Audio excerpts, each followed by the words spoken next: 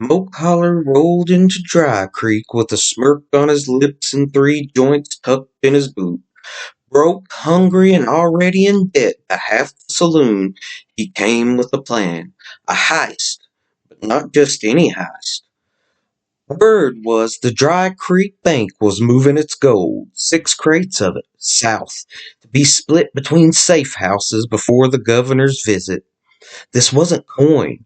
This was gold bars, heavy as sin and guarded like the gates of hell. Only one man in town knew the route. Silas Flanagan. A drunk, a gambler, and a fired Wells Fargo carrier who never learned how to shut his damn mouth. Smoke Holler walks into the old barber shop. Dusty chairs and thick smoke hung in the air. Old Cleve was halfway through trimming his beard when Smoke slid into the next chair. But once they were alone, he spoke to Cleve. "You hear about that gold, Cleve?" Might have. Maybe. Why, what's it to you? "I heard Flanagan's back in town, drinking lies again." He was down there bragging at the saloon, saying he knows about a vault route. Man don't know when to hush. Smoke left him a nug of devil's whisper for the sciatica. Call it payment or prophecy. Smoke makes his way to the stables, trying his best to ignore the smell of shit and doing all he could not to destroy his new boots.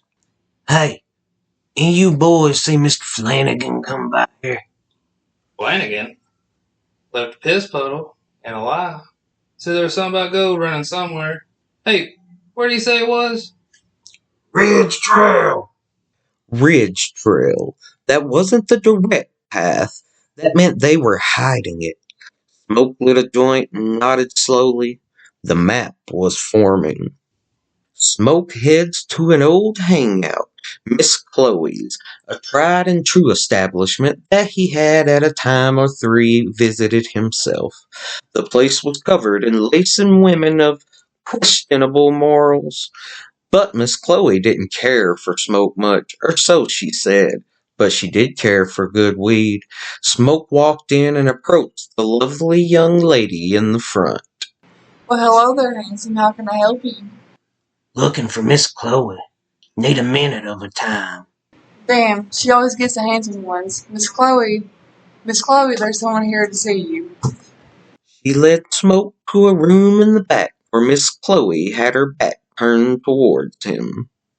"Well, hello, Miss Chloe. Been a minute. How you been?" As soon as Miss Chloe heard Smoke's voice, her demeanor changed and she let out an anxious sigh.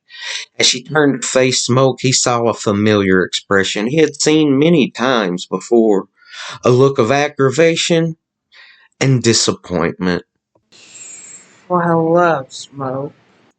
"Miss Chloe, I need to ask you for a favor." Last time you asked for a favor, I couldn't work for a week. "Not that kind of favor, Miss Chloe. Here on business, not pleasure this time.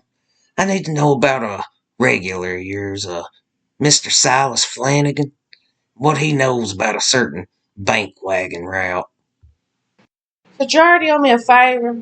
Since Mr. Flanagan is such a little shit, tell you his little secrets. He knew the route by heart. Then he pissed himself and passed out.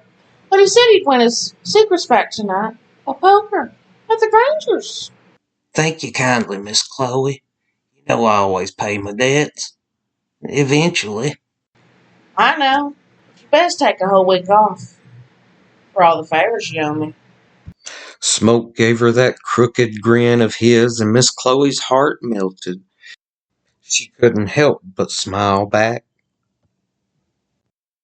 Miss Chloe gave him a wink and a smile, but we all know it's back to business. It was the Grangers, the rat hole poker den on the edge of Dry Creek that he needed to go to next. Smoke walked into the saloon known as the Grangers. It wasn't a fancy place by any means. Flanagan was swept through a losing streak, but Smoke didn't just come for him.